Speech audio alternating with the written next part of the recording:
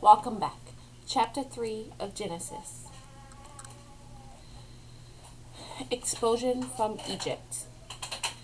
Now the snake was the most cunning of all the wild animals that the Lord had made.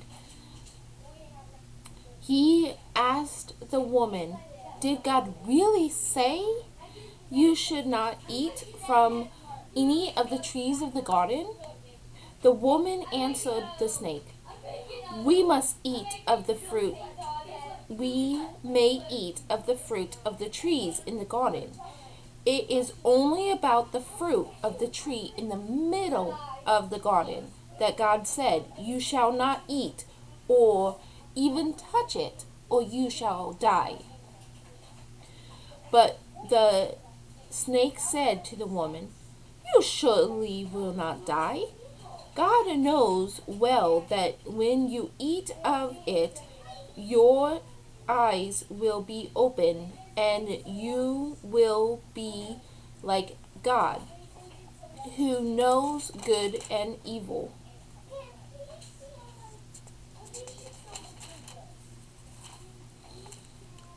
The woman saw that the tree was good for food and pleasant to the eyes, and the tree was desirable for gaining wisdom.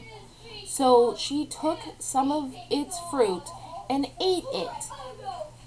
And she also given some to her husband, who was with her, and he ate it.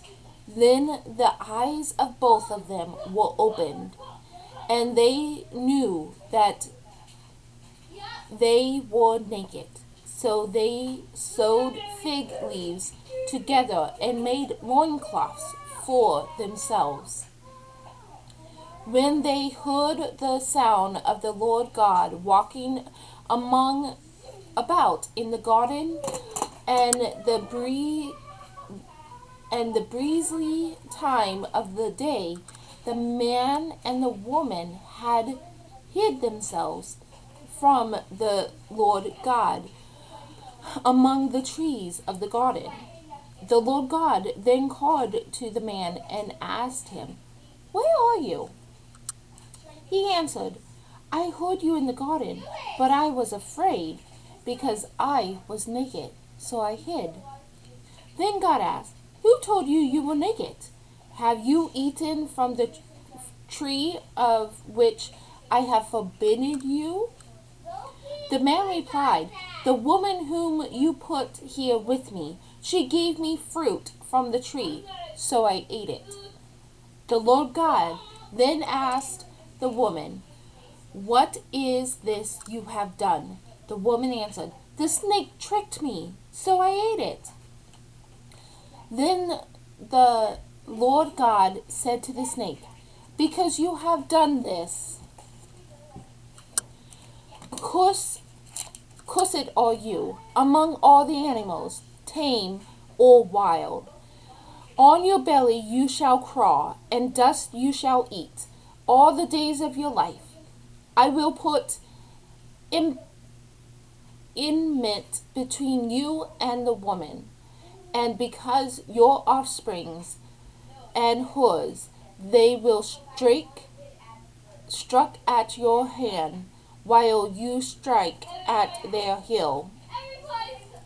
They will strike at your head as they strike at your heel."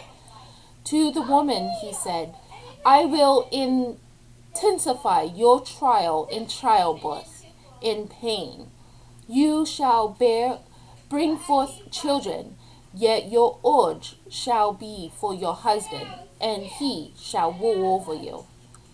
To the man he said, "Because you listened to your wife and ate from the tree from which I commanded you, you shall not eat from it.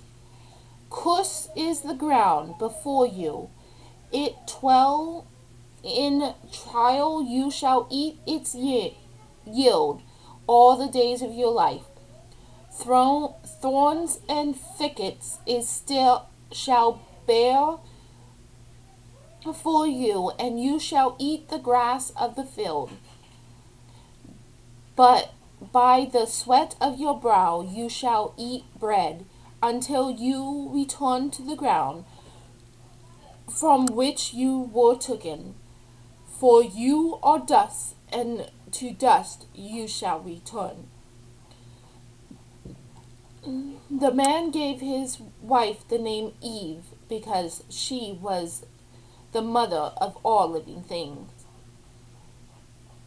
The Lord made for the man and his wife garments of skin, with which he clothed them. Then the Lord God said, "See, the man has become like one of us, knowing good and evil. Now, what if he also reaches out his hand to take fruit from the tree of life, and eats it, and lives forever?" The Lord God therefore banished him from the garden of Eve, to till the ground from which he had been taken. He expelled the man,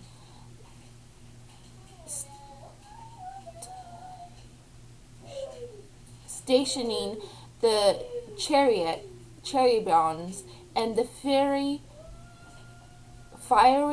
revolving sword east of the Garden of Eden, to guard the way to the tree of life.